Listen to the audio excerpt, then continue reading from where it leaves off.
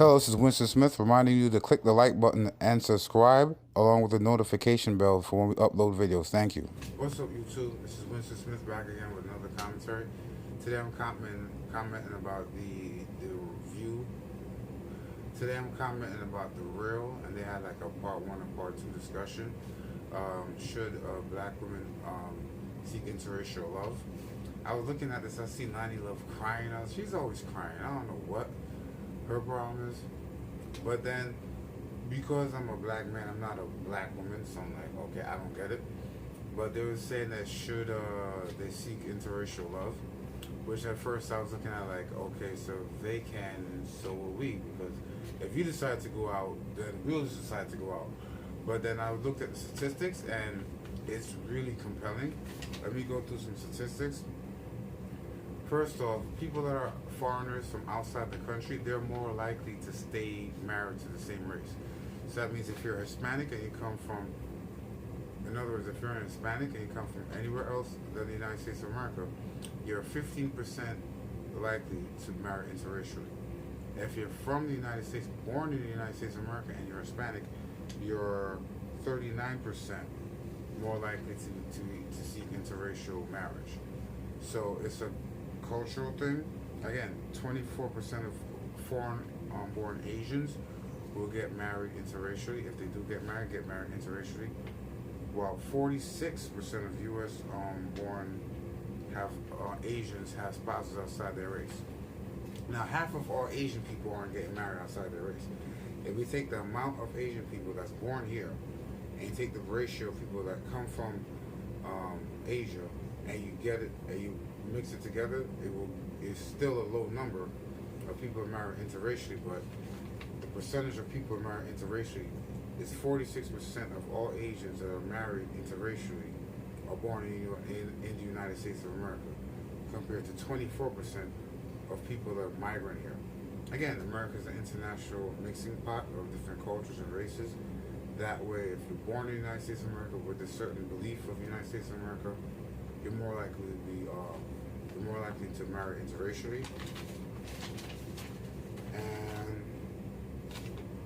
so I've seen the statistics online when it comes to black people. They broke down the statistics.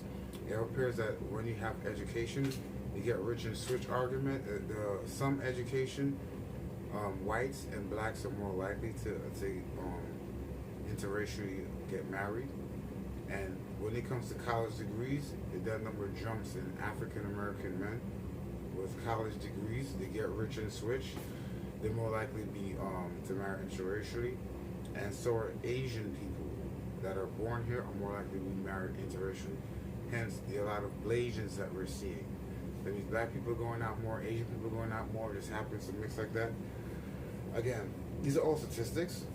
But one statistic that I said was the incarceration rates, which Loni Love touched on. She said because of incarceration, mass incarceration being how it is, it's hard for sisters to find black men that don't have a criminal history that can hold on. Because the system is made to where you get yourself a criminal history, you can't get a job, you have to go reoffend again, you get locked up again. It's meant to be a revolving door.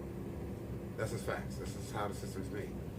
So now, for black women now, it's hard to find someone that's not institutionalized, that's not going in and out of the system, that has a clean record, that can have a job, not just have a job, have a career, have an education.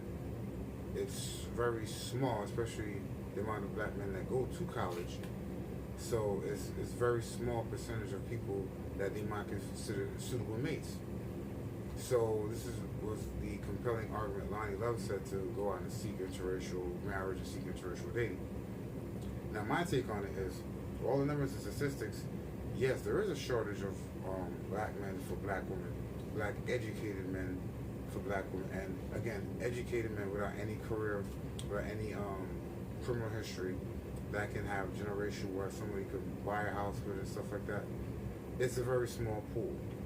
But to go out and just say, I'm just going to go to a different racial group just because you want some, company, you want love, again, that's a personal choice. But then it has to be goose is good for the gander. Even though it's a bad thing that you might say, well, there's not a lot of black men out there, or because a lot of black men are incarcerated, it's not our fault that we're getting locked up for an open container while someone else gets a ticket. It's a system. Okay, so if you say you're going to go out and an interracial date, okay, but then when people see that, then they're going to take it as the green light to go out there. So for every action, it's an opposite reaction. So if you take that action, people will see it and have a reaction that you might not like. You understand? So if people might see it as a green light, to say, okay, fine. So it might increase the amount of black men that get college degrees and say, okay, this is my opportunity to have my, what do you call it now, Vanessa Huxtable, my Lisa Bonet. So let me go ahead and, so again, it's a system that's made to incarcerate brown people, and because of this, there's a shortage of brown men for brown women to marry. But if we just get up and just leave and say, fine, we'll go to another race, then the remaining brown men that are educated with jobs might just say, you know what, hey, to hell with it all. So for every action is an opposite reaction. So what do you think? So sisters and brown women date outside their race?